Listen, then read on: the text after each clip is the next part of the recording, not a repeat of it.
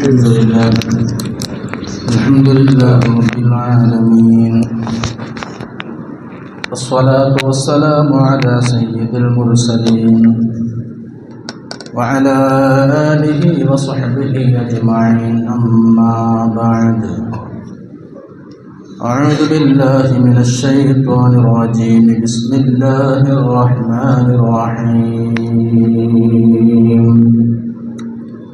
ومن يسلم وجهه إلى الله وهو محسن فقد استمسك بالعروة الوثقى وإلى الله عاقبة الأمور. صدق الله العلي العظيم. ബഹുമാനമുള്ള മുഅ്മിനീങ്ങളെ, സഹോദരങ്ങളെ, അല്ലാഹു സുബ്ഹാനഹു വ തആല അല്ലാഹുവിൻ്റെ സ്വർഗ്ഗലോകത്തും നമ്മെ ഇതുപോലെ ഒരുമിച്ച് കൂട്ടി അനുഗ്രഹിക്കട്ടെ. നമ്മിൽ നിന്ന് മരണപ്പെട്ടു പോയവർക്ക് അല്ലാഹു മഗ്ഫിറത്തും റഹ്മത്തും പ്രദാനം ചെയ്യട്ടെ. നമ്മിൽ നിന്ന് വന്നുപോയ ദോഷങ്ങളൊക്കെ അല്ലാഹു നമുക്ക് വിട്ടുപുറത്ത് മാപ്പാക്കി തരട്ടെ. നമ്മുടെ നമുക്ക് വേണ്ടപ്പെട്ടവരുടെ രോഗങ്ങൾ അല്ലാഹു ശിഫയാക്കി ആഫിയത്തുള്ള ദീർഘായുസ് പ്രദാനം ചെയ്യട്ടെ. നമ്മുടെ ആഫിയത്ത് അല്ലാഹു നന്നാക്കി തരട്ടെ. ആമീൻ യാ റബ്ബൽ ആലമീൻ. പ്രിയമുള്ള മുഅ്മിനീങ്ങളെ, ദുൽഖഅദ് 25 നമ്മളുള്ളത്.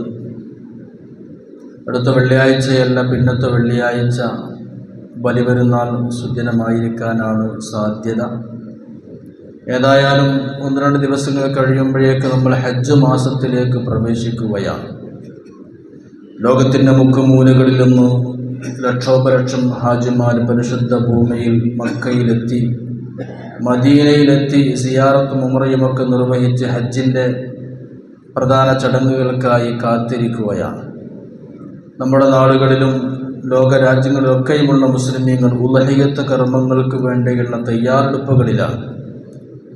അള്ളാഹുവിന് സൽക്കർമ്മങ്ങൾ ചെയ്യാൻ ഏറ്റവും ഇഷ്ടപ്പെട്ട 10 ദിവസങ്ങൾ അത് ഹജ്ജ് മാസത്തിലെ ആദ്യത്തെ 10 ദിവസങ്ങളാണ്. ഉളഹിയത്ത് ഉദ്ദേശിക്കുന്ന ആളുകൾ ഹജ്ജ് മാസം 1 മുതൽക്ക് തന്നെ, ദുൽഹിജ്ജ 1 മുതൽക്ക് അവരുടെ ഉളഹിയത്ത് മൃഗത്തെ അറുക്കുന്നത് വരെ നഖം, മുടി എന്നിവ നീക്കാതിരിക്കൽ സുന്നത്തും അങ്ങനെ നീക്കൽ കറാഹത്തുമാണ്.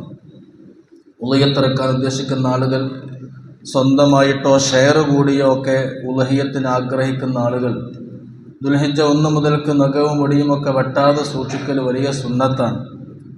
അത് വെട്ടലും കളയിലൊക്കെ കറാഹത്താണ്.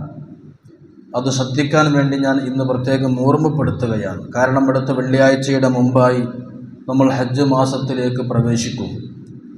ഈ ആദ്യ 10 ദിവസങ്ങളുടെയും അറഫയുടെയും ഒക്കെ മഹത്വങ്ങളും ഹജ്ജിൻ്റെ സന്ദേശങ്ങളൊക്കെ അടുത്ത വെള്ളിയാഴ്ചകളിൽ നമുക്ക് സംസാരിക്കേണ്ടതുമുണ്ട്. അള്ളാഹു നമുക്ക് കനിഞ്ഞു നൽകിയ സുവർണാവസരങ്ങൾ ഉപയോഗപ്പെടുത്താനും അള്ളാഹുവിൻ്റെ കനിവിൻ്റെ നോട്ടമുള്ള വിശിഷ്ടമായ ദിവസങ്ങളിൽ അള്ളാഹുവിൻ്റെ വെറുപ്പ് സമ്പാദിക്കാതെ പൊരുത്തം കിട്ടാനുമുള്ള തൗഫീഖ് അള്ളാഹു നമുക്ക് നൽകി അനുഗ്രഹിക്കട്ടെ.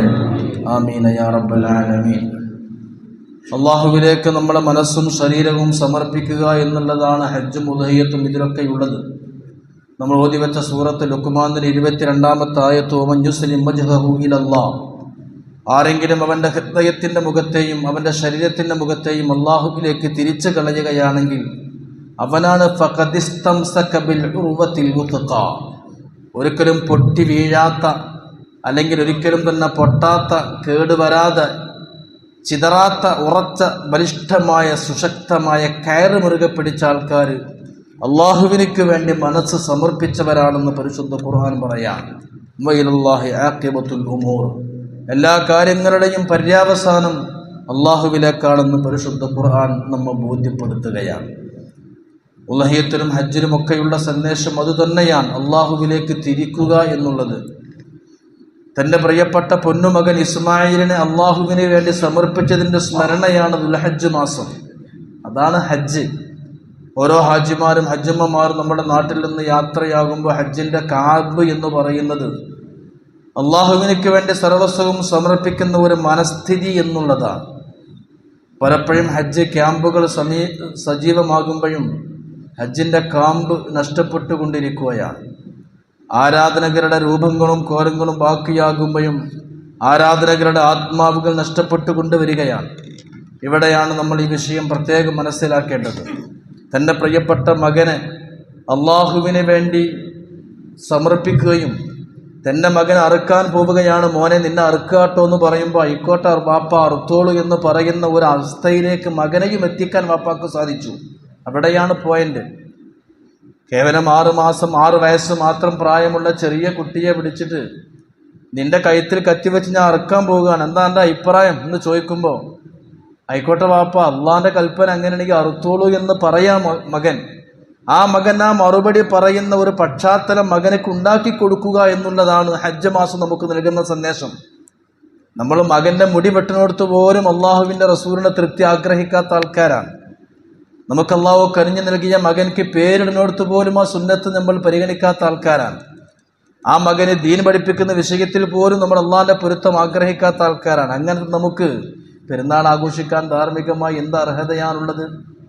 ഹജ്ജ് മാസത്തിലേക്ക് മൈലാഞ്ചിയിട്ട് പെണ്ണുങ്ങൾ ബിരിയാണിയും നെയ്ച്ചോറും കോഴി പൊരിച്ചതും പായസം വെച്ചും വിഭവങ്ങളൊക്കെ ഉണ്ടാക്കി പെരുന്നാൾ ആഘോഷിക്കാൻ എന്ത് അർഹതയാണ് നമുക്കുള്ളത്? വലിയ കനമുള്ള പോത്തിനെയും പശുവിനെയും ഒക്കെ കിടത്തിയ അതിൻ്റെ ഇറച്ചി വിതരണം ചെയ്യുന്ന നമ്മൾ ഒരു കാര്യം ചിന്തിക്കാം. സ്വന്തം മകൻ ആ ഒരു പരുവത്തിലേക്ക് വളർത്തിയെടുത്ത വാപ്പാൻ്റെ ആ ഒരു അവസ്ഥയിലേക്ക് നമ്മൾ മാറിയിട്ടുണ്ടോ എന്ന് വിചിന്തനം നടത്താതെ നമുക്കൊക്കെ പെരുന്നാൾ ആഘോഷിക്കാൻ അർഹത ഉണ്ടോ? അതുകൊണ്ടാണ് നബിതങ്ങൾ പറഞ്ഞത്, ഹജ്ജിന്റെ കാമ്പ് ഉൾക്കൊള്ളാതെ പെരുന്നാളിന്റെ സന്ദേശം ഉൾക്കൊള്ളാത്ത ഒരാൾ തുണിയും കുപ്പായും മാറ്റി സെന്റും പൂശി പള്ളിക്ക് വരണ്ടാം.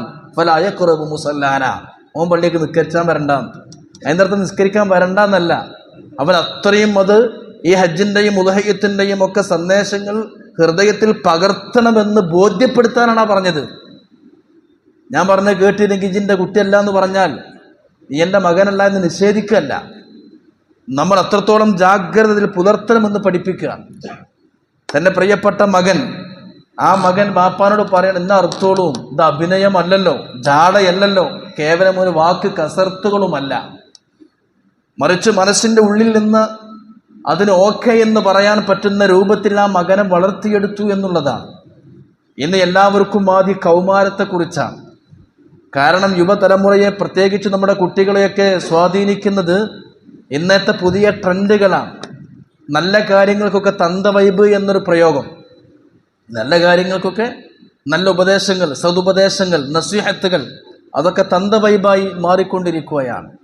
അതെല്ലാം വളരെ മോശമായി മാറിക്കൊണ്ടിരിക്കുക. 2024 കഴിയുമ്പോൾ മാതൃഭൂമിയും മനോരമയും പറഞ്ഞു 2024 നൽകിയൊരു പുതിയ പദമാണ് തന്ത വൈബ്. നല്ല കാര്യങ്ങളൊക്കെ തന്ത വൈബ്. കള്ളും കഞ്ചാവും മയക്കുമരുന്നും അടിച്ചുകൊണ്ട് പാട്ടുപാടി കൂത്താടുന്നു, അവനാണ് ഹീറോ. ഇന്ന് ചെറുപ്പക്കാരും യുവതലമുറയും ഏതെങ്കിലും ഒരു വേടന്റെ പിന്നിലാണ്. ഞാൻ പറയാൻ കാരണം, ഏതു വലിയ ആളുകൾക്ക് പോലും ഇല്ലാത്ത വലിയ ജനസാന്നിധ്യവും ജനപങ്കാളിത്തവും എല്ലാവിധ സ്വാധീനവും ചെറുപ്പക്കാർക്ക് അതാണ് വേണ്ടത്. അവരൊരു കാര്യം പറഞ്ഞാൽ അത് ഗവൺമെന്റ് പോലും അവരെ പിന്നെ സ്വീകരിക്കേണ്ട അവസ്ഥ വരികയാണ്. കാരണം നിബിധങ്ങൾ പറഞ്ഞു, റഅയ്തുമുൽ മഅറൂഫ മുൻകറൻ വൽ മുൻകറ മഅറൂഫ. എല്ലാ തെമ്മാടികളെയും നല്ല ആൾക്കാരായ സമുദായം കാണുന്ന ഒരു കാലഘട്ടം വരും. നല്ല മനുഷ്യന്മാരൊക്കെ ഒന്നിനും കൊള്ളാത്തവരും ഒന്നിനും കൊള്ളാത്ത വൃത്തികെട്ട ആഭാസം മാത്രം കാണിച്ചു കൂട്ടുന്ന, ഒന്നിനും കൊള്ളാത്ത ആഭാസങ്ങളും വഷളത്തരങ്ങളും ചെയ്യുന്ന ആൾക്കാർക്ക് ക്രെഡിറ്റ് നൽകപ്പെടുന്ന കാലഘട്ടം വരും. ആര് പറഞ്ഞതാ? ഹബീബായ നബിയുനാ സയ്യിദുനാ ഷഫീഉനാ മൗലാനാ റസൂലുള്ളാഹി സ്വല്ലല്ലാഹു അലൈഹി വസല്ലം ഒരു സ്ക്രീനിൽ നോക്കി പറയുന്ന പോലെ എത്ര കൃത്യവും വ്യക്തവുമായി നബിതങ്ങൾ പ്രവചിച്ചു. നന്മകളൊക്കെ തിന്മകളായും തിന്മകളെയൊക്കെ നന്മകളായും നിങ്ങൾ കാണുന്ന ഒരു കാലഘട്ടം എൻ്റെ ഉമ്മത്തിന് വരാനുണ്ട് കേട്ടോ. അതല്ല എന്ന് കണ്ടുകൊണ്ടിരിക്കുന്നത്. നന്മ ഉപദേശിക്കുന്ന ആളുകളൊക്കെ ഒന്നിനും കൊള്ളാത്ത, ലോകം തിരിയാത്ത, പുതിയ ജനറേഷനെ വായിച്ചെടുക്കാൻ പറ്റാത്ത കാലത്തിൻ്റെ കാലച്ചുകൾ കേൾക്കാൻ പറ്റാത്ത ആൾക്കാർ. ഈ അവസ്ഥയിലേക്ക് നമ്മുടെ കൗമാരം മാറിക്കൊണ്ടിരിക്കുകയാണ്. പ്രത്യേകിച്ച് ടീനേജ് പ്രായക്കാർ, മോസ്റ്റ് എക്സ്പ്ലോസീവ് ഏജ് എന്ന് പറയാം. ടീനേജ് എന്ന് പറഞ്ഞാൽ 13, ഈ ടീൻ എന്ന് അവസാനിക്കുന്നതിനാണ് ടീനേജ് എന്ന് പറയാം. 13, 14, 15, 16, 17, 18, 19 ഈ പ്രായത്തിലുള്ള ആളുകൾ, ഈ സമയത്താണ് അവരുടെ ഭാവി നിർണ്ണയിക്കപ്പെടുന്നത്. ഒരു മകൻ എങ്ങനെ അവൻ്റെ ഭാവി എങ്ങനെയാകണമെന്ന് ഈ സമയത്ത് അവനെ പിടിച്ചാൽ കിട്ടണം. ആ സമയത്ത് അവർക്ക് നല്ലൊരു ദിശ നിർണയിച്ചു കൊടുക്കുക എന്നുള്ളതാണ് രക്ഷിതാവിൻ്റെ ഏറ്റവും വലിയ ബാധ്യത. തൻ്റെ പ്രിയപ്പെട്ട പൊന്നുമകനെ ദീനീ ബോധത്തോടെ തീറ്റിപ്പോറ്റി വളർത്തിയിട്ട് ആ മകനെ മാറോട് ചേർത്ത് പിടിച്ചിട്ട്, മോനെ ഞാൻ നിന്നെ അറുക്കുക കേട്ടോ, അള്ള എന്നോട് അങ്ങനെ കൽപ്പിച്ചെന്ന് പറഞ്ഞപ്പം ആയിക്കോട്ടെ വാപ്പ നിങ്ങൾ അർത്ഥോളി എന്ന് പറഞ്ഞ അവസ്ഥയിലേക്ക് മകൻ എത്തിയെങ്കിൽ, ഇന്ന് മക്കളെ അള്ളാഹുവിൻ്റെ മാർഗത്തിൽ സമർപ്പിക്കാൻ ഞാനടക്കം നിങ്ങളും തയ്യാറാകുന്നുണ്ടോ? ഒരു 10 കൊല്ലത്തിൻ്റെ പുറത്ത് നിങ്ങളെ കുടുംബത്തിൽ പറഞ്ഞ ആർക്കെങ്കിലും ഒരു അബ്ദുള്ള എന്ന പേര് വെച്ചത് പറയാൻ പറ്റുമോ? ഞാൻ നിങ്ങളോടല്ല ചോദിക്കുന്നത്, ഞാൻ ആദ്യം എന്നോട് ചോദിക്കുകയാണ്. എൻ്റെ കുടുംബത്തിലുണ്ട്, എൻ്റെ ബന്ധുക്കൾക്ക് അബ്ദുള്ള, മുഹമ്മദ്, ഈസ, ആദം ഒക്കെ പേര് അടുത്ത് തന്നെ കഴിഞ്ഞ വർഷങ്ങളൊക്കെ ഇട്ടിട്ടുണ്ട്. നീ ഓരോരുത്തരും ചിന്തിച്ചു നോക്കി, ഒരു 10 വർഷത്തിൻ്റെ ഇങ്ങോട്ട്, അല്ലെങ്കിൽ 20 വർഷവും കൂട്ടാം, അല്ലെങ്കിൽ 15 വർഷം, ഒരു 10 വർഷത്തിന് ഇങ്ങോട്ട് നമ്മുടെ കുടുംബത്തിൽ നിങ്ങൾക്ക് ജനിക്കുന്ന മക്കൾക്ക് ഈസ, മൂസ, യൂസുഫ്, ഇബ്രാഹിം, ഇതൊക്കെ ഇപ്പോൾ ഇവിടെ ഇരിക്കുന്ന നിങ്ങളുടെ പേരാണ്. ഈ പേര് 10 കൊല്ലത്തിൻ്റെ പുറത്ത് നമ്മളെ കുട്ടിയേക്കും വിടുന്നുണ്ടോ? ഈസ, മൂസ, ഇസാഖ്, ഇബ്രാഹിം, യാക്കൂബ്, അബ്ദുൽ മജീദ്, മുഹമ്മദ് ബഷീർ, അല്ലെങ്കിൽ അബ്ദുൽ ജലീൽ, അബ്ദുൽ ജബ്ബാർ, ഈ പേരിടോ? അയ്യേന്ന് പറയും. കാരണം ഇതൊക്കെ മോശമായി ഞാനും നിങ്ങളും കണ്ടു. അങ്ങനത്തെ നമുക്ക് പെരുന്നാൾ ആഘോഷിക്കാൻ ധാർമ്മികമായി എന്ത് അർഹതയാ ഉള്ളത്? അമ്പിയാക്കന്മാരെ പേര് കുട്ടികൾക്ക് ഇടൂല, അതൊക്കെ മോശമാണ്. യൂസുഫ്, അയ്യേ ആ പേരൊന്നും വേണ്ട. യൂസുഫ്, യാക്കൂബ്, ഇസാഖ്, ഇബ്രാഹിം, പിന്നെ ഇതൊക്കെ ഇവിടെ എല്ലാ പേരായിരുന്നു. പക്ഷെ ആ പേരൊക്കെ എനിക്ക് പോലും പറ്റാത്ത അവസ്ഥയായി. ഒരു സെഡ് ഉള്ള പേരാണെങ്കിൽ അത് ഭയങ്കര രസമാണ്, ഭയങ്കര ഫാഷനബിളാണ്. ഏത് പേര് സെഡ് വേണം? സെറിൻ, ഐറിൻ, ഇതൊക്കെ ഒരർത്ഥം ഉണ്ടാവില്ല, നിരർത്ഥകം മാത്രം. ഐറിൻ, ഷെറിൻ, കുറിൻ, ഇതൊക്കെ നമുക്ക് വേണ്ടത്. ഇങ്ങനത്തെ നമ്മളാണ് അമ്പിയാക്കന്മാരെ സ്മൃതികൾ അയവിറക്കേണ്ട പെരുന്നാളും ഉളിയത്തും ആഘോഷിക്കുന്നത്. പ്രവാചകർ പഠിപ്പിച്ചു, ലാ യബ്ഖാ മിനൽ ഇസ്ലാമി ഇല്ലാ റസ്മു, കോലം മാത്രം കാട്ടിക്കൂട്ടുന്നവരായി എൻ്റെ ഉമ്മത്ത് മാറും. കോലം മാത്രം കാട്ടിക്കൂട്ടുന്ന ഉമ്മത്തായി. കോലങ്ങളുണ്ട്, രൂപങ്ങളുണ്ട്, പക്ഷെ ഇതിൻ്റെ ഉള്ളിൽ അടങ്ങിയിരിക്കുന്ന കാമ്പുകൾ നഷ്ടപ്പെട്ടു പോയി എന്ന് ഹബീബായ നബിയുനാ റസൂലുള്ളാഹി സ്വല്ലല്ലാഹു അലൈഹി വസല്ലം. പരിപാടികളും നിക്കാഹും കല്യാണം നടക്കുന്ന വേദിയിൽ വെച്ചിരിക്കുന്ന പ്ലാസ്റ്റിക്കിൻ്റെ ഫ്ലവറുകൾ ഒറിജിനൽ ഫ്ലവറുകളെക്കാൾ മനോഹരമായിരിക്കും. പക്ഷേ അവിടെ പൂമ്പാട്ടുകൾ പാറിക്കളിക്കില്ല, അവിടെ തേനീച്ചകൾ വന്നിരിക്കില്ല, അവിടെ പൂമ്പാട്ടുകൾ തേന്നുകരാൻ ആ സ്റ്റേജിൽ വെച്ചിരിക്കുന്ന മനോഹരമായ കണ്ണഞ്ചിപ്പിക്കുന്ന നിറപ്പകിട്ടാർന്ന വർണ്ണാഭമായ പൂക്കളിൽ ഒരു ശലഭവും വന്നിരിക്കൂല. കാരണം അതിന് മധുവില്ല, തേനില്ല, കാണാൻ ഭംഗിയുണ്ടെന്ന് മാത്രം. അത് എത്രയും എവർലാസ്റ്റിംഗ് ആണ്. ഈ കല്യാണത്തിന് കൊണ്ടുവന്ന പൂവന്നായിരിക്കും അതേ ടീം നാളെ വേറെ കല്യാണത്തിന് പോയി ഡെക്കറേഷനായി വെക്കുക, പെട്ടെന്ന് വാടിപ്പോകില്ല. പക്ഷെ അവിടെ ചിത്രശലഭങ്ങൾ ഉണ്ടാകൂല, പൂമ്പാറ്റുകൾ വരൂല, കാരണം അതിലൊന്നുമില്ല. പക്ഷെ ഒറിജിനൽ പൂവാണെങ്കിൽ പെട്ടെന്ന് വാടിപ്പോയേക്കാം, പെട്ടെന്ന് ഉണങ്ങിപ്പോയേക്കാം. ഇന്നത്തെ പൂവ് നാളെ പറ്റില്ല എന്ന് വന്നേക്കാം. പക്ഷേ അതിൽ മധുവുണ്ടാകും, തേനുണ്ടാകും, ചിത്രശലഭങ്ങൾ വരും. ഇതെന്താണ്? അത് ഒറിജിനലാണ്. ഒറിജിനൽ വെല്ലുന്ന കോലത്തിൽ മാത്രമുള്ള ഡ്യൂപ്ലിക്കറ്റുകൾ നമ്മളെ സ്വാധീനിച്ച പോലെ ആരാധനകളും അങ്ങനെയായി മാറി. അമ്പിയാക്കന്മാരുടെ നിസ്കാരം പോലത്തെ നിസ്കാരം ഞാൻ നിങ്ങൾ നിസ്കരിക്കുന്നു, ഔലിയാക്കന്മാരുടെ നോമ്പ് പോലത്തെ അവരുടെ ഉലഹിയത്ത് പോലത്തെ ഉലഹിയത്ത് നമ്മൾ മറക്കുന്നു. നമ്മളിത് ജഗബുകയാക്കി നിർവഹിക്കുകയാണ്. അതുകൊണ്ട് എൻ്റെ പ്രിയപ്പെട്ടവരെ, ഖുർആൻ എടുത്തു പറയുന്നുണ്ട്, നിങ്ങളുടെ ഈ ഉലഹിയത്ത് കർമ്മങ്ങളിൽ നിന്നും മറ്റും അതിൻ്റെ മാംസങ്ങളോ ചോറുകളോ അല്ലട്ടോ പടച്ചോ നോക്കുന്നത്, നിങ്ങൾ ഇന്ന് തഖ്വയാണ് അവരിലേക്ക് എത്തുന്നത് എന്ന് ഖുർആൻ എടുത്തു പറയുകയാണ്. അപ്പൊ ഹജ്ജ് നമ്മിലേക്ക് കടന്നു വരാൻ, ഹജ്ജ് മാസം നമ്മിലേക്ക് കടന്നു വരാൻ, അമ്പിയാക്കന്മാരുടെ ജീവിതത്തിലേക്കുള്ള സ്മൃതി പദയാത്രയാണ് ഹജ്ജ് എന്ന് പറയുന്നത്. പ്രിയപ്പെട്ടവർ ചിന്തിക്കേണ്ടത് എവിടെയാണ്? ഫലസ്തീനിന്റെ ചരിത്രങ്ങളാണ് ഹജ്ജിലുള്ളത്. ഖലീലുല്ലാഹി ഇബ്രാഹിം നബി അലൈഹി സ്വലാത്തു വസ്സലാം ഫലസ്തീനിൽ നിന്ന് പരിശുദ്ധ മക്കയിലേക്ക് പ്രിയപ്പെട്ട മകനെ കൊണ്ടുവന്ന ചരിത്രമാണ് ഹജ്ജിലുള്ളത്. ഈ സമയത്ത് നോവുന്ന കഥകളുമായി ഇന്നും നോവുന്ന ചിത്രമായി നമ്മുടെ മുമ്പിൽ ഇപ്പോഴും ഫലസ്തീനുണ്ട്. ഈ സമയത്ത് നമ്മൾ ഓർക്കേണ്ടത് ഇബ്രാഹിം നബി അലൈഹി സ്വലാത്തു വസ്സലാമിനെ കുറിച്ച് പരിശുദ്ധ ഖുർആൻ പറഞ്ഞ മൊത്തത്തിൽ ഒരു ഉമ്മത്തായി ഒറ്റക്കെട്ടായി നിന്നു എന്ന സവിശേഷത എടുത്തു പറയുന്നുണ്ട്. ഇവിടെ മുസ്ലിം സമുദായത്തിൽ നിന്ന് നഷ്ടപ്പെട്ടുകൊണ്ടിരിക്കുന്ന ഈ ഒരുമയും ഈ ഒരു ഐക്യവും ഈ ഉമ്മത്തായി നിൽക്കുക എന്നതും നമ്മൾ ചിന്തിക്കണം. അതാണ് ഹജ്ജ് നൽകുന്നത്. എല്ലാവരും ഒരുമയുടെ സന്ദേശമാണ്. അതായിരുന്നു നഷ്ടപ്പെട്ടുകൊണ്ടിരിക്കുന്നത്. ഫലസ്തീൻ്റെ മണ്ണിൽ ഇന്ന് നമ്മൾ കണ്ടു പട്ടിണിക്കെട്ടുകൊല്ല. ഇപ്പോൾ ആകെ 10 ലക്ഷമേ ജനസംഖ്യ. അതിലെ നീച്ചാൻ കഴിക്കണത് മനസ്സിലായി 2 കാലം നടക്കാൻ പറ്റിയ 4 ലക്ഷമേ. അതിന് 10 കൊല്ലൊക്കെ ആയുസുള്ളൂ. അത്രമാത്രം മാരകമായ രോഗങ്ങൾക്ക് അടിമപ്പെട്ടു പോയി. തിന്നാൻ ഭക്ഷണങ്ങൾ ഐറ്റങ്ങൾക്കില്ല, തിന്നാൻ അവർക്ക് വെള്ളവും ഭക്ഷണവും കുടിക്കാൻ ഒന്നുമില്ല. എല്ലാം ഉപരോധിക്കപ്പെട്ടു.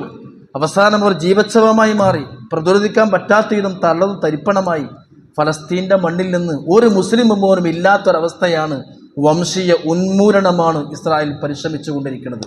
അതവർ നടപ്പാക്കും. നിങ്ങൾ ചിന്തിക്കുക, നമുക്ക് എന്ത് ചെയ്യാൻ പറ്റി? ഇന്നും എൻ്റെ വാട്സപ്പിലേക്ക് ഒരു സഹോദരൻ ജുമാക്ക് മുമ്പ് ചോദിച്ചു, അവരൊക്കെ സഹായത്തിക്കാൻ പറ്റിയ എന്തെങ്കിലും ലിങ്കോ എന്തെങ്കിലും ഉണ്ടോ? അത്രമാത്രം നമ്മുടെയൊക്കെ മനസ്സ് വേദനിച്ചു പോവാൻ. കാരണം ചിന്തിച്ചു നോക്കി, ഇപ്പോൾ ഉപരോധത്തിന് അല്പം മഴവ് വന്നവർക്ക് ഭക്ഷണം എത്തിക്കാമെന്ന് പറയുമ്പോൾ ട്രക്കുകൾ അവരിലേക്ക് നീങ്ങിക്കൊണ്ടിരിക്കുകയാണ്. പക്ഷെ അത് വാങ്ങാൻ പോലുള്ള ആരോഗ്യം അവർക്കില്ല. ലക്ഷക്കണക്കിന് സമുദായം, ലക്ഷക്കണക്കിന് അംഗങ്ങളുണ്ടായിരുന്ന സമുദായം വെറും 10 ലക്ഷമായി ചുരുങ്ങുക, അതിന് 4 ലക്ഷമായി ചുരുങ്ങുക. ഒരു 10-15 കൊല്ലം കഴിഞ്ഞാൽ ആൾക്കാരുണ്ടാവില്ല. അതിന് മാത്രം അവരെ പൂർണ്ണമായി പട്ടിണിക്കിട്ട് കൊല്ലുക, അതുപോലെ കൊന്ന് തള്ളുക. യുവാക്കളെന്ന ഒന്നില്ലാത്ത വിധം ചെറുപ്പക്കാരൊക്കെ കൊല്ലുക, കുട്ടികളൊക്കെ കൊല്ലുക. ഇപ്പോഴത്തെ കുട്ടികളല്ലേ നാളത്തെ ചെറുപ്പക്കാരായി വരണത്. തൊട്ടപ്പുറത്താറുള്ളത് ജോർദാനുണ്ട്, ഈജിപ്റ്റുണ്ട്, UAE ഉണ്ട്, സൗദിയുണ്ട്, ഒമാനുണ്ട്, ബഹ്റൈനുണ്ട്, ഖത്തറുണ്ട്, കുവൈറ്റുണ്ട്. ഒന്നും ചെയ്യാൻ പറ്റുന്നില്ല.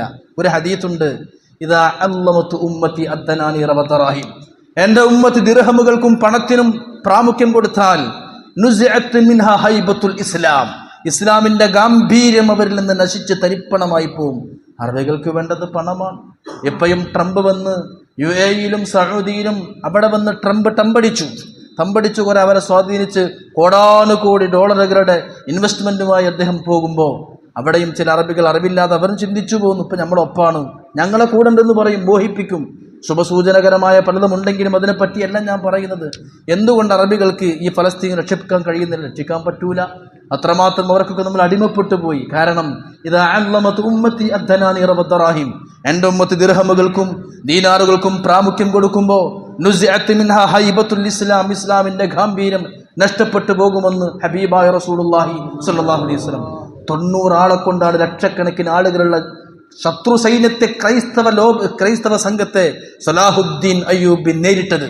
കേവലം 90 ആളുകളെ കൊണ്ട് ഖുദ്സ് കീഴടക്കി. ഉമർ മുഖ്താർ എന്ന് പറയുന്ന ലിബിയയുടെ ധീര പോരാളി ചെറിയ അംഗസംഘങ്ങളെ കൊണ്ട് ആയിരക്കണക്കിന് 10,000-കണക്കിന് വരുന്ന ശത്രുക്കളെ പൂർണ്ണമായി പരാജയപ്പെടുത്തി ആധിപത്യം നേടിയെങ്കിൽ ഇന്ന് എന്തുകൊണ്ട് അവർക്ക് സാധിക്കുന്നില്ല? നമ്മൾ ചിന്തിക്കണം. ഇന്നവർക്ക് വേണ്ടത് പണമാണ്. ആ പണത്തിന് വേണ്ടി ടൂറിസം ഉണ്ടാക്കണം, അതിനുവേണ്ടി ബാറുകൾ ഉണ്ടാക്കണം, അതിനുവേണ്ടി വ്യഭിചാര കേന്ദ്രങ്ങൾ ഉണ്ടാക്കണം. എന്നിട്ട് യൂറോപ്യൻ രാജ്യങ്ങളെപ്പോലെ സൗദിയാക്കി മാറ്റണം, അല്ലെങ്കിൽ യൂറോപ്യൻ നഗരങ്ങളെപ്പോലെ UAEയും ബഹ്റൈനെയും ആക്കി മാറ്റണം. പണത്തിനും അതുപോലെ തന്നെ ദിർഹമുകൾക്കും പ്രാമുഖ്യം നൽകിയപ്പോൾ ഇസ്ലാമിന്റെ ഗാംഭീര്യം തകർന്നുപോയി. നമ്മുടെ നാടും അങ്ങനെ തന്നെയാണ്. അവരെല്ലാം ഭിന്നിച്ചു പോയി, പരസ്പരം ഭിന്നിച്ചു പോവാൻ. നമുക്കെല്ലാവർക്കും അറിയാലോ, ഒന്നാം ലോക മഹായുദ്ധം കഴിയുമ്പോൾ ഈ മുസ്ലിം സമുദായത്തിനൊക്കെ നേതൃത്വം ഉണ്ടായിരുന്നു. ഉസ്മാനിയ ഖിലാഫത്ത്, ഒട്ടോമൻ എംപയർ. അത് മുഴുവനും നശിപ്പിച്ചതാരാ? ബ്രിട്ടീഷുകാർ. ആരാ ഇപ്പോൾ ഫലസ്തീൻ എന്ന മണ്ണുണ്ടാക്കുന്നത്? 917 ആ ഒരു കരാറ് കൊണ്ടുവന്ന് ഇസ്രായേലികൾക്ക്, ജൂതന്മാർക്ക് രാജ്യത്ത് ഉണ്ടാക്കി കൊടുത്തതാരാ? അതും ബ്രിട്ടീഷായിരുന്നു. ഞാൻ പറഞ്ഞു കൊണ്ടുവന്നത് വാൾഫർ ഉടമ്പടിയിലൂടെ, അതും ബ്രിട്ടീഷുകാർ മുസ്ലിം സമുദായത്തെ തകർക്കാൻ പരിശ്രമിച്ചു കൊണ്ടിരിക്കുകയാണ്. തോമസ് എഡ്വേർഡ് എന്ന് പറയുന്ന തോമസ് എഡ്വേർഡ് ലോറൻസ്, അയാളെയാണ് ശമ്പളം കൊടുത്ത് ബ്രിട്ടീഷുകാർ നിയമിച്ചത് മുസ്ലിമുകളെ ഭിന്നിപ്പിക്കാൻ വേണ്ടി. When a war broke, just need to divide them. In other words, should be called divide and rule. ഇത് അയാൾ പറഞ്ഞ വാക്കാണ്. മുസ്ലിമീങ്ങളെ പരാജയപ്പെടുത്തണമെങ്കിൽ ഒറ്റ പദ്ധതിയേ ഉള്ളൂ, divide and rule. Thomas Edward Lawrence പറഞ്ഞതാ, മുസ്ലിമീങ്ങളെ ഭിന്നിപ്പിക്കണം. അങ്ങനെ ഷരീഫ് ഹുസൈൻ എന്ന് പറയുന്ന മക്ക ഗവർണർ അവർ സ്വന്തം പൈസ കൊടുത്തു വാങ്ങി മുസ്ലിമീങ്ങൾ ഭിന്നിപ്പുണ്ടാക്കി. ഒരു മരത്തെ തകർക്കണമെങ്കിൽ കോടാലിക്ക് തായ്, അത് മരം തന്നെ വേണം. മുസ്ലിം സമുദായത്തെ തകർക്കാൻ മുസ്ലിമീങ്ങളുള്ളവർ തന്നെ വേണം. അത് ഇന്ത്യയിലും നമ്മുടെ രാജ്യത്ത്, നമ്മുടെ സംസ്ഥാനത്തടക്കം നടന്നുകൊണ്ടിരിക്കുന്ന അതാണ്. മുസ്ലിം ഉമ്മത്തിന്റെ ഒറ്റക്കെട്ടായി നിൽക്കുന്ന ഐക്യത്തെ തകർക്കാൻ ഇവിടെ പല പത്രക്കാരും മീഡിയക്കാരും ഒക്കെ, അല്ലെങ്കിൽ പല ഇസക്കാരും ശ്രമിക്കുന്നത് മനസ്സിലാക്കാൻ പാവങ്ങളായി നമുക്ക് കഴിയാതെ പോയി. അവർ നമ്മളെ കൊണ്ട് തല്ലിപ്പിക്കുകയാണ്, നമ്മളെ കൊണ്ട് അടിപിടി കൂടിയിട്ട് അവർ ചോര കുടിക്കാണെന്ന് മനസ്സിലാക്കാൻ നമുക്ക് സാധിക്കുന്നില്ല. എൻ്റെ ഈ ഏതെങ്കിലും ഒരു പള്ളിക്കോ ഏതെങ്കിലും മുസ്ലിം പണ്ഡിതനെതിരെ അതിനെതിരെ ശബ്ദിക്കാൻ, എനിക്ക് ശത്രുവിനെ പരാജയപ്പെടുത്താൻ ഏത് RSSനെയും ജനൻ ടിവിയെയും ഞാൻ പിടിക്കും. ആ അവസ്ഥയിലേക്ക് മനുഷ്യൻ പോവാൻ. ഇതാണ് തോമസ് എഡ്വേർഡ് ലോറൻസ് പറഞ്ഞത്, ഡിവൈഡ് ആൻഡ് റൂൾ, മുസ്ലിമീങ്ങളെ ഭിന്നിപ്പിക്കുക. പോയി നോക്കൂ നിങ്ങൾ പ്രിയപ്പെട്ടവരെ, എന്താ അദർബൈജാൻ, നിങ്ങളൊക്കെ ടൂർ പോകുന്ന രാജ്യമായിരിക്കും, ഇസ്ലാമിക രാജ്യമാണ്. പർദ്ദയിട്ടൊരു മുസ്ലിമിനെ പോലും അദർബൈജാനിൽ കാണാൻ കഴിയില്ല. ഒരു ഇസ്ലാമിക ബോധമുള്ള ഒന്നും കാണാൻ കഴിയില്ല. അങ്ങനെ നിങ്ങൾ പോയി നോക്കൂ കസാക്കിസ്ഥാനിലേക്ക്, ഒരു പർദ്ദയിട്ട ഇസ്ലാമിക സംസ്കാരമുള്ള ഒരു മുസ്ലിമിനെ പോലും കസാക്കിസ്ഥാനിൽ കാണാൻ കഴിയില്ല. ഒന്ന് തുർക്കിയിലേക്ക് പോയി നോക്കൂ, അപൂർവമാണ് പർദ്ദയിട്ട പെണ്ണുങ്ങൾ. മുഴുവൻ യൂറോപ്യൻ സ്റ്റൈലിലാണ്. വെറും ബിക്കിനി ഇട്ടുകൊണ്ട്, അല്ലെങ്കിൽ വെറും അരവസ്ത്രം മാത്രം ധരിച്ചു നടക്കുന്നവരാണ് തുർക്കിയിലെ മുസ്ലിം പെണ്ണുങ്ങൾ. ഉസ്ബെക്കിസ്ഥാനിലും അങ്ങനെ തന്നെയാണ്, അതുപോലെ തന്നെ കസാക്കിസ്ഥാനിലും അങ്ങനെ തന്നെയാണ്. അതുപോലെ അദർബൈജാൻ ഇസ്ലാമിക സംസ്കാരങ്ങളുടെ കേന്ദ്രങ്ങളായിരുന്നവ മുഴുവനും അവിടെയൊക്കെയും യൂറോപ്യൻ സംസ്കാരങ്ങൾ ആധിപത്യം നേടി. അതന്നെയാണ് സൗദിയിലും UAE-യിലൊക്കെ വരാനുള്ളത്. അവിടെയാണ് നമ്മളിൽപ്പെട്ട ചില ആൾക്കാരെ മനസ്സിലാക്കുക, അവിടെയല്ല ഇസ്ലാം വന്നത്, അവിടെയാണ് ഇസ്ലാം ഉള്ളത്. കേട്ടോ, അവിടെ നിന്ന് അങ്ങോട്ട് പോയാൽ പാരമ്പര്യത്തിൻ്റെ പാതകളെ വലിച്ചെറിയുന്ന ചില ഗൾഫുകാരുണ്ട്. നാട്ടിൽ കുറേ നല്ല കാര്യങ്ങളും നല്ല പാരമ്പര്യത്തിൻ്റെ കാര്യങ്ങളൊക്കെ നടന്നിട്ട് കുറച്ചു കൊല്ലം സൗദിയിലോ UAE-യിലൊക്കെ നിൽക്കും. അവിടെ പള്ളിയിൽ അതില്ല, അവിടെ അല്ല ഇസ്ലാം. ഇസ്ലാം കേരളത്തിലാണ് ഉള്ളത്. കാരണം നിങ്ങൾ മനസ്സിലാക്കേണ്ട സംഗതിയുണ്ട്, ഇസ്ലാമിൻ്റെ പരിപൂർണമായ ചിഹ്നങ്ങളും ദഅവത്തും ഇസ്ലാമിൻ്റെ സംസ്കാരങ്ങളും നമ്മുടെ കേരളത്തിലുള്ള പോലെ ഏത് ഇസ്ലാമിക രാജ്യത്ത് നമുക്ക് കാണാൻ കഴിയുക? ശരിക്കും നല്ല കന്തൂറയിട്ട് വെള്ളവസ്ത്രം ധരിച്ച് തലപ്പാവ് ധരിച്ച് അർദ്ധനഗ്നയെ പെണ്ണിന്റെ കൈ പിടിച്ചു പോകുന്ന അറബികളെ നിങ്ങൾക്ക് UAE-യിൽ ചെന്നാൽ സൗദിയിൽ ചെന്നാൽ കാണാൻ സാധിക്കും. ഇവിടെ ആ പ്രിയപ്പെട്ട നമ്മൾ യാഥാർത്ഥ്യങ്ങൾ മനസ്സിലാക്കണം. മുസ്ലിം സമുദായത്തിന്റെ ഐക്യം തകരാൻ പാടില്ല. നമ്മുടെ ഐക്യം തകർക്കാൻ പരിശ്രമിച്ചുകൊണ്ടിരിക്കുകയാണ്. ഇന്നും അവിടെയാണ് നടക്കുന്നത്. ഫലസ്തീനികളുടെ ചിത്രങ്ങളും മീഡിയകളും കാണുമ്പോൾ വിതുമ്പാനും കരയാനും മാത്രമേ നമുക്കിന്ന് സാധിക്കുന്നുള്ളൂവെങ്കിൽ അതിന്റെ കാരണക്കാരൻ നമ്മളാണ്. ബഹുമാനപ്പെട്ട ബൂസൂരി ഇമാം പറയുന്നുണ്ട്, മനോഹരമായി ബുർദയിൽ അദ്ദേഹം പറയുന്നുണ്ട്, ലന്നുൽ ഹമാമ വലന്നുൽ അൻകബൂത അലാ ഖൈറിൽ ബരിയത്തി ലം തൻസുജ് വലം തഹമി വികായത്തുല്ലാഹി അഗ്നത അൻ മുളഅഫതി മിനദ് ദുറുഇ വഅൻ ആലിം മിനൽ ലുതുമി. നബിതങ്ങളെ കൊല്ലാനും തലയെടുക്കാനും ശത്രുക്കൾ ഊരിപ്പിടിച്ച വാളുമായി വരുമ്പോൾ, നബിതങ്ങൾക്ക് ചുറ്റും അവർ വളയുമ്പോൾ അള്ളാഹുവിനെ നബിതങ്ങൾക്ക് സംരക്ഷണം കൊടുത്തത് സൗർ എന്ന ഗുഹയിൽ ഒരിക്കലും പട്ടാളക്കാരായിരുന്നില്ല, ഒരിക്കലും വലിയ കോട്ടകളായിരുന്നില്ല, അവിടെ വലിയ ആയുധങ്ങളോ പരിചകളോ ആയിരുന്നില്ല. മരിച്ച നിബിധങ്ങളെ കൊല്ലാനും നിബിധങ്ങൾ തലയെടുക്കാനും ശത്രുക്കൾ വാളുമായി ഗുഹയുടെ മുമ്പിലെത്തുമ്പോൾ ഗുഹയിലേക്ക് കടക്കാൻ നേരത്തെ അവിടെ മാടപ്രാവ് മുട്ടയിട്ട് അടയിരിക്കുന്നത് കണ്ടു. ഒരു പ്രാവ് മുട്ടയിട്ടിട്ട് അടയിരിക്കുകയാണ്. അപ്പൊ ശത്രുക്കൾ മനസ്സിലാക്കി, ഓ, പ്രാവ് മുട്ടയിട്ട് അടയിരിക്കുന്നുണ്ട്, അതുകൊണ്ട് അതിന്റെ ഉള്ളിലൊന്നും മുഹമ്മദ് ഉണ്ടാവൂല, ആ ഗുഹന്റെ ഉള്ളിൽ മുഹമ്മദ് ഉണ്ടാവൂല. ഒരു പ്രാവ് മുട്ടയിട്ട് അടയിരിക്കുമ്പോൾ നമ്മൾ അവിടെ മനുഷ്യണ്ടാവൂല, നമുക്ക് തിരിച്ചു പോകാം. തിരിച്ചുപോയവർ നബിതങ്ങൾക്കുള്ള സംരക്ഷണം കൊടുത്തത് പരിചകളെ കൊണ്ടോ ആയുധങ്ങളെ കൊണ്ടോ ഗോപുരങ്ങളെ കൊണ്ടോ കോട്ടകളെ കൊണ്ടോ അല്ല, മറിച്ച് അള്ളാഹുവിന്റെ സഹായം വന്നത് തൊട്ടാൽ പൊട്ടുന്ന മാടപ്രാവിന്റെ മുട്ടയുടെ കോലത്തിൽ. നമുക്ക് തോന്നാൻ കുറെ MLA-മാരും കുറെ MP-മാരും കുറെ മന്ത്രിമാരും നമുക്കുണ്ടായാൽ നമുക്ക് എവിടോ എത്താമെന്ന് നമ്മുടെ മൂഢമായ ധാരണകൾ മാത്രം. നമുക്ക് തോന്നാൻ കുറെ എഞ്ചിനീയർമാരും കുറെ മതഭൗതിക സമന്വയ പണ്ഡിതന്മാരുണ്ടെങ്കിൽ ഇസ്ലാം രക്ഷപ്പെടും. എവിടെ രക്ഷപ്പെടാനാ? ഈമാനും തഖ്വയും ഇല്ലെങ്കിൽ അള്ളാഹുവിന്റെ സഹായം കിട്ടുമോ? പ്രിയപ്പെട്ടവരെ, കിട്ടൂല. എല്ലാം ഉണ്ടായിട്ടും അള്ളാഹിന്റെ സഹായം കിട്ടൂല. ഇനി ഒന്നുമില്ലെങ്കിൽ അള്ളാഹിന്റെ സഹായം കിട്ടിയാലോ ഈമാനിന്റെ സഹായം കിട്ടും ചെയ്യും. നബിതങ്ങൾ തലയെടുക്കാൻ ചുറ്റും നോക്കുക. സിദ്ദീഖ് ചോദിച്ചു, നബിയെ, അവർ നമ്മളെ തൊട്ട് മുമ്പിലെത്തിയല്ലോ. നബിതങ്ങൾ പറഞ്ഞ അത്തഹസൻ ഇന്നല്ലാഹ മഅനാ, അള്ളാഹ് നമ്മളെ കൂടെ ഉണ്ട്. അപ്പോൾ ഒരു ചിലന്തി ഇങ്ങനെ വല നെയ്യ, നിസാരമായ ജീവിയാണ്, ഊതിയാൻ പറക്കുന്ന ചിലന്തി, അതിങ്ങനെ വല നെയ്യ. ശത്രുക്കൾ പറഞ്ഞു, ഇതിന്റെ മുമ്പിൽ ഉള്ളിലൊന്നും മുഹമ്മദ് ഉണ്ടാവില്ല, ചിലന്തി വല നെയ്യുണ്ട്. മണ്ണാട്ടച്ചെന്ന് പറഞ്ഞ നമ്മൾ ആ ചിലന്തി വലക്ക് അതുണ്ടെങ്കിൽ അതിൻ്റെ ഉള്ളിൽ മനുഷ്യൻ ഉണ്ടാവില്ല. മനുഷ്യ ഉള്ളിലുണ്ടാകുമ്പോൾ എങ്ങനെ വല നെയ്യോ?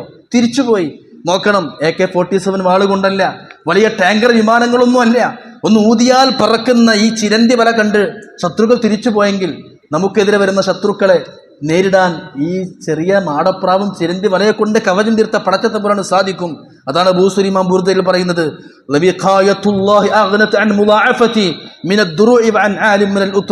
ആകാശം മുട്ടി നിൽക്കുന്ന ഗോപുരങ്ങളും കോട്ടങ്ങളും ആയുധങ്ങളും പരിചകളും ഇല്ലാതെ അള്ളാഹുവിന്റെ സംരക്ഷണം കൊണ്ട് സഹായം കിട്ടുമെങ്കിൽ നമുക്ക് ആദ്യം വേണ്ടത് നമ്മൾ ഹജ്ജിലേക്ക് പ്രവേശിക്കുകയാണ്. ഹജ്ജ് എന്ന് പറയുന്നത് ഇബ്രാഹിം നബി അലൈഹി ഇസ്ലാമിലേക്കുള്ള യാത്രയാണ്.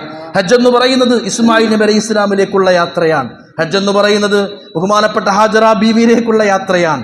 ഹജ്ജ് എന്ന് പറയുന്നത് ആദം നബി അലൈഹി ഇസ്ലാമിലേക്കുള്ള യാത്രയാണ്. അതായത് അംബിയാ മുർസലീങ്ങളുടെ ത്യാഗോജ്ജലമായ ജീവിതത്തിന്റെ സുന്ദരമായ സ്മരണകളിലേക്കുള്ള യാത്രയാണ് ഹജ്ജ് എന്ന് പറയുന്നത്. അതുകൊണ്ട് പ്രിയപ്പെട്ടവരെ, അതിൻ്റെ ഉള്ളടക്കങ്ങൾ മനസ്സിലാക്കാതെ കേവലം ബാഹ്യമായ കാട്ടിക്കൂട്ടലുകളല്ല ഹജ്ജ് എന്ന് നമ്മൾ മനസ്സിലാക്കുക. അതിനാണ് ഞാൻ ആമുഖമായി പറഞ്ഞത്, ഹജ്ജ് ക്യാമ്പുകൾ സജീവമാകുമ്പോഴും ഹജ്ജിന്റെ കാമ്പ് കിട്ടിയവർ വളരെ വിരളം മാത്രമാണ്. അതുകൊണ്ട് ഹബീബായ മുത്തുനബി സല്ലല്ലാഹു അലൈഹി വസല്ലം തങ്ങൾ പഠിപ്പിച്ച സന്ദേശം അതാണ്. തന്റെ പ്രിയപ്പെട്ട മകനെ ആ ഒരു പശ്ചാത്തലത്തിൽ വളർത്തിയെടുക്കുക. ഇന്നത്തെ തലമുറ ശരിക്കും ചിന്തിക്കുക. സോഷ്യൽ മീഡിയ കുട്ടികൾക്കൊക്കെ എങ്ങനെ ചിന്തിക്കാൻ സമയം, ആർക്കും ചിന്തല്ല. ഖുർആൻ ഇടക്കിടക്ക് പറയും ചിന്തിക്കണം, ഉലിൽ അൽബാബ്, ചിന്തിക്കാൻ മനസ്സ് മരവിച്ചു പോയി. കാരണം ചിന്തിക്കാൻ കഴിയില്ല. ഒരു കാൽക്കുലേറ്റർ കൂട്ടാതെ 10, 30, 18, 28, 17 എത്ര കൂട്ടാൻ കഴിയൂല. പണ്ട് ഏത് പച്ചക്കറി പീടിക പോയാലും ഏത് സ്റ്റേഷനറി കടയിൽ പോയാലും എത്ര സാധനം വാങ്ങി തിരക്കാണെങ്കിലും ഒരു ചെറിയ സിഗരറ്റ് പാക്കിന്റെ ഒരു കടലാസ് എടുത്തൊരു പെണ്ണെടുത്ത് അയാൾ ഇങ്ങനെ കൂട്ടി നോക്കും. പഞ്ചസാര എത്ര, ചക്കര എത്ര, അത് മറ്റേത്ര, ഇതിത്ര, കടലത്ര, പരിപ്പത്ര, ഇങ്ങനെ കൂട്ടി ഒരു മിനിറ്റിനകം കൂട്ടിക്കൊടുക്കും. അത് 1000, 2000 അല്ലെങ്കിൽ 800 എത്ര കൂട്ടിക്കൊടുക്കും, എത്ര കച്ചവടക്കാരുണ്ടെങ്കിലും. എന്ന് ഞാൻ പറയട്ടെ, നമ്മുടെ യുവതലമുറക്കടക്കം കൂട്ടാൻ പറ്റുമോ? അങ്ങനെ കൂട്ടാൻ പറ്റൂല. കാരണം നമ്മൾ കാൽക്കുലേറ്റർ അടിമപ്പെട്ടു പോയി. എല്ലാത്തിനും നെക്കി പിടിക്കുകയാണ്. 10, 20, 30, 18 എത്ര ചോദിച്ചാൽ നമുക്ക് ഒറ്റയ്ക്ക് പറ്റൂല. അത് നമ്മൾ കാക്കുത്തിൽ തന്നെ കുത്തണം. ബുദ്ധി വർക്ക് ചെയ്യാതെയായി പോയി. ഒരു കാര്യം ഗൂഗിൾ സെർച്ച് ചെയ്തുകൊണ്ടിരിക്കുകയാണ്, വഴി പോലും അറിയൂല. തൻ്റെ ഇളയമാനെ മുപ്പാത്താപ്പാൻ്റെ പേരേക്ക് ഒക്കെ ഗൂഗിൾ മാപ്പാണ്. വേണ്ട എന്നല്ല ഞാൻ പറയുന്നത്, മറിച്ച് നമ്മൾ ഡിവൈസുകൾക്ക് അടിമപ്പെട്ടു പോയി. ചിന്തകൾ വർക്ക് ചെയ്യാത്ത ഒരു മരവിച്ച സമൂഹമായി നമ്മൾ മാറി. നമ്മളെക്കാൾ മികച്ചു നിൽക്കുന്ന AI സംവിധാനങ്ങൾ നമ്മുടെ രാജ്യത്ത് വരുമ്പോൾ ഖുർആൻ പറയുന്നത് നിങ്ങൾ ചിന്തിക്കണം. നമ്മുടെ മക്കൾക്ക് ചിന്തിക്കാൻ അവസരം കൊടുക്കണം. നമ്മുടെ മക്കൾക്ക് നമ്മൾ സംസ്കാരം പഠിപ്പിക്കണം. പ്രിയപ്പെട്ട പൊന്നുമകനെ ആ ഒരു സംസ്കാരം പഠിപ്പിച്ച ഇസ്മായിൽ നബി അലൈഹി ഇസ്ലാമിൻ്റെ ആ ഒരു അവസ്ഥയിലേക്ക് എത്തിച്ച ചരിത്രമാണ് പ്രിയപ്പെട്ടവരെ ഹജ്ജ് നമുക്ക് സമ്മാനിക്കുന്നത്. അതാണ് ഹജ്ജ് നമുക്ക് നൽകുന്ന ഏറ്റവും വലിയ സന്ദേശം. ഇന്ന് നമ്മുടെ കുട്ടികളൊക്കെ നോക്കി ഏതോ ഒരു വേടൻ, ഞാൻ വ്യക്തിപരമായിട്ട് പറയല്ല, പല നന്മകളും ഉണ്ടായേക്കും, അതൊക്കെ വേറെ വിഷയം. പക്ഷേ എന്തെങ്കിലുമൊക്കെ ആഭാസം പാടുമ്പോഴേക്ക് അത് ഭയങ്കരം വൈറലാകുക. അപ്പോൾ ഇത് നമ്മുടെ കുട്ടികളും വൈറലാകണം. വൈറലാകാൻ വേണ്ടി എന്തും ചെയ്യാം. വൈറലാകാൻ വേണ്ടി നമ്മുടെ പെൺകുട്ടികൾ എന്തും ചെയ്യും. അവർക്ക് കിട്ടേണ്ടത് കയ്യടിയാണ്. അവർക്ക് കിട്ടേണ്ടത് ആളുകളുടെ പ്രചോദനങ്ങളാണ്. ആൾക്കാർ അവരെ പുകഴ്ത്തുകയാണ്. അള്ളാഹുവിൻ്റെയും മലക്കളുടെയും പുക അതൊന്നും ഇവിടെ വിഷയമല്ല. ഇവിടെയാണ് നമ്മൾ ചിന്തിക്കേണ്ടത്, നമുക്ക് പെരുന്നാൾ ആഘോഷിക്കാൻ ധാർമ്മികപരമായ ഉത്തരവാദിത്തമുണ്ടോ എന്ന്. ഇതെല്ലാം ചിന്തിച്ചുകൊണ്ട് നമ്മൾ നന്മയിലേക്ക് മടങ്ങുക. ബഹുമാനപ്പെട്ട ഫരീദുദ്ദീൻ ഗഞ്ചശക്കർ എന്ന് പറയുന്ന ഒരു വലിയ വലിയുണ്ടായിരുന്നു, വലിയ മഹാനാൻ, ചിശ്തിയ ത്വരീഖത്തിന്റെ ഷെയ്ഖാൻ. അദ്ദേഹത്തിന്റെ പേര് ഫരീദുദ്ദീൻ ഗഞ്ചശക്കർ എന്നാണ്. ശക്കർ എന്ന് പറഞ്ഞാൽ ശർക്കര എന്നർത്ഥം. വലിയ ആ കുട്ടി ചെറുപ്പത്തിലാവുമ്പോൾ നിസ്കരിക്കാൻ വേണ്ടി ഉമ്മ കൊടുത്ത ശിക്ഷണാണ്. മോനെ നിസ്കരിച്ചാൽ ശർക്കര കിട്ടുമെന്ന് പറയും. മകനെ നിസ്കരിക്കാൻ പറഞ്ഞേക്കും. മകൻ മുസല്ലയിൽ നിസ്കരിക്കുമ്പോൾ ഉമ്മ ചെന്നിട്ട് എന്ത് ചെയ്യും, ശർക്കരൻ്റെ മുസല്ലിൻ്റെ താഴെ ശർക്കര വെച്ചു കൊടുക്കും. എപ്പോൾ നിസ്കരിച്ചാലും മുസല്ലൊന്ന് പൊന്തിച്ചു വെക്കും, ശർക്കര കിട്ടും. അങ്ങനെ കുട്ടിനെ ശീലിപ്പിച്ചത്. കുട്ടി ആ ശർക്കര കിട്ടാൻ വേണ്ടി നിസ്കരിക്കാൻ പോകും. എപ്പോൾ നിസ്കരിച്ചാലും ആ നിസ്കാരപ്പായൻ്റെ താഴെ ശർക്കര ഉണ്ടാകും. ആ കുട്ടിയൊക്കെ പള്ളിയൊക്കെ നിസ്കരിക്കാൻ പോയി. ഉമ്മാക്ക് പേടിയായി, പഠിച്ചോനെ പള്ളിയെ മോൻ പോയി നിസ്കരിച്ചാൽ പായ പൊന്തിച്ചു നോക്കിയാൽ മുസല്ല പൊന്തിച്ചു നോക്കിയാൽ ശർക്കര കിട്ടുമെന്ന്. ഏതോ ഒരുത്തനെ കൊണ്ട് അള്ളാഹു തആല അത് കൊണ്ട് അവിടെ വെപ്പിച്ചു. ഓൻ മറന്നു വെച്ചത് എന്തോ ആവട്ടെ, കുട്ടി പള്ളിയിൽ പോയി നിസ്കരിച്ച് പായ പൊന്തിച്ചപ്പോൾ ഇവിടെ ശർക്കര ഉണ്ട്. അങ്ങനെ കുട്ടി പിന്നെ ആ ചിന്തയങ്ങ് മാറി, കുട്ടിത്വം വിട്ടു. ആ കുട്ടി ലോകത്ത് ഒരുപാട് ആൾക്കാർ ഇസ്ലാമിലേക്ക് കൊണ്ടുവന്ന വലിയ മഹാനായി മാറി. അദ്ദേഹമാണ് ഫരീദുദ്ദീൻ ഔലിയ എന്ന് പറയുന്ന ഫരീദുദ്ദീൻ ഗഞ്ചശക്കർ. വലിയ മഹാന, ഒരു കോടീശ്വരനായ സമ്പന്നനായ ഒരു വലിയ മുതലാളിയുടെ സൂപ്പർ മാർക്കറ്റിൽ ചെന്നിട്ട് ഫരീദുദ്ദീൻ ഗഞ്ചശക്കർ പറയുന്നുണ്ട്, എടാ നിനക്കൊക്കെ മരിക്കാൻ എത്ര പ്രയാസ. നിന്റെ റൂഹ് ഈ വലിയ കടയിൽ അടക്കി വെച്ച ഓരോ സാധനങ്ങൾ നിന്റെ റൂഹ് കെട്ടിപ്പിടിഞ്ഞ് കിടക്കുകയാണ്. ഈ കച്ചവട സാധനങ്ങൾ നിന്റെ മനസ്സും നിന്റെ റൂഹും അതിൽ പടഞ്ഞു കിടക്കുക. നിനക്ക് മരിക്കാൻ വലിയ പ്രയാസമായിരിക്കും. റൂഹ് അതിന്നൊക്കെ വിട്ടു പോരണ്ടേ, പറിച്ചു പോരണ്ടേ. മരിക്കാൻ നേരത്തിൻ്റെ ആ പൈസ, ആ ഇൻവെസ്റ്റ്, ഈ പൈസ ഇങ്ങനെ ചിന്തിക്കണ്ടേ. എനിക്കൊരു പ്രയാസമില്ല എന്ന് പറഞ്ഞു. എൻ്റെ മനസ്സ് അല്ലാഹ് മാത്രമേ ഉള്ളൂ. ആ കടക്കാരൻ ചോദിക്കുന്നുണ്ട് ഫരീദുദ്ദീൻ ഗഞ്ചശക്കറിനോട്, എന്നാൽ നിങ്ങളൊന്ന് മരിക്കണം, എനിക്ക് കാണണം, ഞാൻ എപ്പോൾ കാണിച്ചു തരാം എന്ന് പറഞ്ഞിട്ട് ആ സൂപ്പർ മാർക്കറ്റിൻ്റെ ഉള്ളിൽ മുസല്ല വിരിച്ചിട്ട്, എന്നാൽ ഞാൻ മരിക്കണേ കണ്ടോ, എങ്ങനെയാണ് ഒരു മൂമി മരിക്കണേ കണ്ടോട്ടെന്നോ, കണ്ടോ എന്ന് പറഞ്ഞ് കിബിലാക്ക് നേരെ കടന്ന് പരിശുദ്ധമായ കിബിലയിലേക്ക് മുഖം തിരിച്ച് ലാ ഇലാഹ ഇല്ലല്ലാഹ് എന്ന് പറഞ്ഞ് മരിച്ച് കാണിച്ചു കൊടുത്ത ആളാണ് ഫരീദുദ്ദീൻ ഗഞ്ചശക്കർ. ഞാൻ പറഞ്ഞെന്തിനെന്നറിയോ, ആ ഉമ്മ ആ കുട്ടിക്ക് കൊടുത്ത ശിക്ഷണം. നിസ്കരിച്ചാൽ ശർക്കര തരാ. അങ്ങനെയാണ് അദ്ദേഹത്തിന്റെ പേര് ലോകത്ത് പ്രസിദ്ധമായത്. ഗഞ്ചശക്കർ എന്ന പേരിൽ പോലും അത് വന്നു. അത് ശിക്ഷണമാണ്. അത് ഉമ്മമാർ കുട്ടികളെ വളർത്തിയ ശിക്ഷണമാണ്. നമ്മളെ കുട്ടികളോ നമ്മളെ ഉമ്മമാരോ കുട്ടിയോട് ചാടാൻ പറയാം, എന്നിട്ട് ടിക്ടോക്ക് എടുക്കുകയാണ്. ചാടാനും ആടാനും പാടാനും പറഞ്ഞിട്ട് പാട്ട് ഉമ്മച്ചിട്ട് കൊടുക്കുകയാണ്. എന്നിട്ട് കുട്ടീനെ ഇങ്ങനെ പാടണം. ഷാഫി ഇമാം പറയുന്നുണ്ട്, എന്റെ ഉമ്മ എനിക്കൊരു മുറുക്ക് പാല് തന്നാൽ എന്റെ ഉമ്മ എനിക്ക് പാൽ തരുമ്പോൾ ഉദൂ ഇല്ലാതെ എനിക്ക് പാല് തരൂല. അതുകൊണ്ടാണ് ലോകത്തെ ഏറ്റവും വലിയ പണ്ഡിതനായി ഞാൻ മാറിയത്. ഷാഫി ഇമാമിനെ അറിയാത്ത മനുഷ്യന്മാരില്ലല്ലോ. ഇവിടെയുള്ള നമ്മളൊക്കെ ഷാഫി മദ്ഹബുകാരാണ്. അദ്ദേഹത്തിന്റെ ഉമ്മ മുലപ്പാല് കൊടുക്കുമ്പോൾ പോലും ഉദൂ കൊടുക്കുമായിരുന്നു. ഇതെന്തിനാ ഞാൻ പറയണമെന്നറിയോ, പെരുന്നാളിന്റെ സന്ദേശം ഒരു ബാപ്പ മകനെ എങ്ങനെ വളർത്തണം, ഒരു കുടുംബം എങ്ങനെ സന്താനത്തെ നിയന്ത്രിക്കണമെന്ന സന്ദേശമാണ്. ഇതൊന്നും അറിയാതെ, ഇതൊന്നും ചിന്തിക്കാതെ, ഇസ്മായിലി പാരമ്പര്യവും ഇബ്രാഹിമി പാരമ്പര്യവും പഠിക്കാതെ അറുക്കാനും പെരുന്നാളിന് പുതിയ പുത്തനെടുപ്പ് എടുക്കാനും നടക്കുന്ന നമ്മൾ ഒന്നും അറിയാത്തവർ മാത്രം. പ്രിയപ്പെട്ടവരെ, ആട് ചന്തയിൽ പോയ പോലെ നമ്മൾ പെരുന്നാൾ ആഘോഷിക്കുകയാണ്. അതുകൊണ്ട് ആ പാരമ്പര്യത്തിലേക്കും യഥാർത്ഥമായ സന്ദേശത്തിലേക്കും മടങ്ങാൻ നമുക്ക് സാധിക്കണം. അള്ളാഹു തൗഫീഖ് പ്രദാനം ചെയ്യട്ടെ. ഇപ്പോൾ ഫലസ്തീനിലെ മക്കൾ അനുഭവിച്ചു കൊണ്ടിരിക്കുന്ന വിഷമങ്ങൾ ഒരിക്കലും നമുക്ക് പറയാൻ പറ്റാത്ത, അതിനൊക്കെ അതീതമാണ്. വല്ലാത്ത പരിതാപകരമായ ഒരവസ്ഥയാണ്. നമുക്ക് ദുആ ചെയ്യാനേ പറ്റൂ. അള്ളാഹുവിന്റെ സഹായം കൊടുത്ത് അള്ളാഹു അനുഗ്രഹിക്കുമാറാവട്ടെ. അള്ളാഹു വെളിച്ചം കൊടുത്ത് അനുഗ്രഹിക്കുമാറാവട്ടെ. അതിനൊക്കെ വേണ്ടത് ഞാൻ നേരത്തെ പറഞ്ഞല്ലോ, നമ്മളെ ഭിന്നിപ്പിക്കാൻ കറുത്ത കരങ്ങളുണ്ട്. അത് കേരളത്തിലുണ്ട്, കോഴിക്കോട്, നമ്മുടെ ഓരോ മഹല്ലുകളിലുണ്ടാവും. ഇതിൻ്റെയൊക്കെ പിന്നിൽ ശത്രുക്കൾക്ക് വലിയ കരങ്ങളുണ്ടാവും. മുസ്ലിമീങ്ങൾ ഐക്യത്തോടെ പോകുന്നിടത്ത് ഭിന്നിപ്പിക്കുക, എന്നിട്ട് പണ്ഡിതന്മാരെയും ആലിമീങ്ങളെയും സമ്പന്നന്മാരെയും ഉമറാക്കളെയും ഉലമാക്കളെയും ഒക്കെ ഭിന്നിപ്പിക്കാം, എന്നിട്ട് ഇതിൽ നിന്നിട്ട് ചോര കുടിക്കാം. ഇത് ലോകത്ത് മുഴുവനും ഇസ്ലാമിൻ്റെയും മുസ്ലിമീങ്ങളുടെയും തകർച്ച താല്പര്യപ്പെട്ട ശക്തികൾ എന്നും സ്വീകരിച്ച മാർഗങ്ങളാണ്. ഹജ്ജ് നൽകുന്ന ഐക്യത്തിൻ്റെ സന്ദേശമാണ്. എല്ലാവരും ഒരേ വേഷത്തിൽ പോയി നോക്കൂ. അറഫയിൽ പാൽക്കടൽ പോലെ ഏത് കോടീശ്വരനും ഏത് പാവപ്പെട്ടവനും വെള്ള വസ്ത്രം ധരിച്ചുകൊണ്ട് ഒരേ വേഷത്തിൽ ലബ്ബൈക അല്ലാഹുമ്മ ലബ്ബൈക എന്ന് പറഞ്ഞ് നീങ്ങുമ്പോൾ ഹജ്ജിന്റെ സന്ദേശം ഐക്യത്തിന്റെ സന്ദേശമാണ്. ഈ സന്ദേശം ഉൾക്കൊണ്ടുകൊണ്ട് ഹജ്ജും പെരുന്നാളും ഉളഹിയത്തും ഒക്കെ ആഘോഷിക്കാൻ അല്ലാഹു തൗഫീഖ് പ്രദാനം ചെയ്യട്ടെ. വാഖിറു ദഅവാന അൽഹംദുലില്ലാഹി റബ്ബിൽ ആലമീൻ.